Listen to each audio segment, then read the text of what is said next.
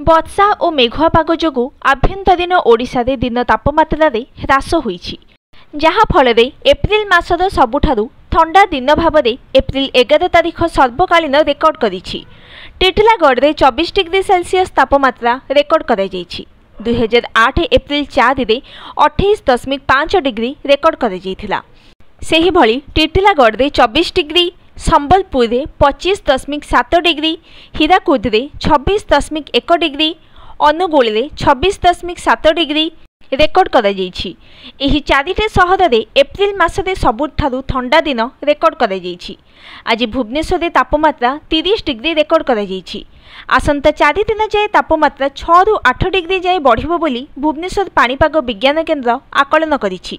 आसंता काली पादलाखेमुंडी रे दिनर सर्वोच्च तापमात्रा 39 डिग्री आकलन करा जाइथिबा बेले मालकानगिरी रे 37 डिग्री, रायगढ़ रे 36 डिग्री, कोरापुट रे 33 डिग्री, भवानीपाटना रे 33 डिग्री, नुआपड़ा रे 33 डिग्री, बलांगीर रे 33 डिग्री, टिटिलागढ़ रे 34 डिग्री, बौद्ध रे 34 डिग्री, सुंदरगढ़ रे 33 डिग्री, झारसुगुड़ा रे 33 डिग्री, अनुगुल रे 33 डिग्री, भुवनेश्वर रे 34 डिग्री और कटक रे 33 डिग्री रहिबा आकलन करा जाइछि।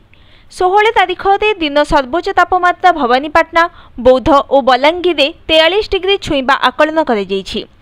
सुंदरगढ़, झारसुगुड़ा, पादलाखेमुंडी और मालकानगिरी रे तापमात्रा 42 डिग्री रे पहुंचीबा आशंका करा जाउछि। एहा बाद एकाधिक सहर तापमात्रा 41 डिग्री छुईबाकु थिबारु हीट वेव पई येलो वार्निंग जारी करा जाइछि।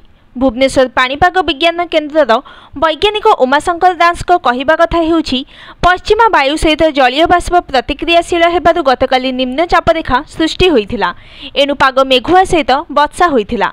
गतकाली बरगढ़ झरीबंधरी सर्वाधिक 57 मिमी वर्षा होइथिबा बेले बलांगीर पाटणागढ़ रे 25 मिलीमीटर वर्षा रेकर्ड करा जाइछि। एबे पाग सुखिला रहिबा सहित 16 तारिख पर्यंत तापमात्रा बढ़ी बढ़ी चलिबो। चलित वर्ष देश में मौसुमीर आगुआ आगमन संभावना रही। विशेषज्ञों मतरे भारत महासागर डाइपोल एवं ला नीना परिस्थिति एक संगते सक्रिय होइथिबारु एक विरल पाणीपाग घटना यही संभावना को प्रोत्साहित करुछि। मौसुमीर शीघ्र आगमन व्यतीत समग्र देश में अधिक परिमाणर वर्षा संभावना मध्य रही। ग्रीष्म प्रवाहर सम्मुखीन होइथिबा राज्यगुड़िक एथिरु आगुआ मुक्ति पाइबा आशा रही। देशर अनेक स्थान में संभाव्य प्रबल वर्षा सहित एक शक्तिशाली मौसुमी अनुकूल परिस्थिति ला नीना प्रभाव रे सृष्टि होइछि। सूचनायोग्य भारत महासागर डाइपोल हेउछि भारत महासागर को प्रभावित करुवा एक जलवायु ढांचा। सकारात्मक पर्याय रे भारत महासागर पश्चिम भाग को उष्म जल पहुंचाउथुबा बेले पूर्व भारत महासागर रे ठंडा गभीर जल को पृष्ठभाग को आनिथाए।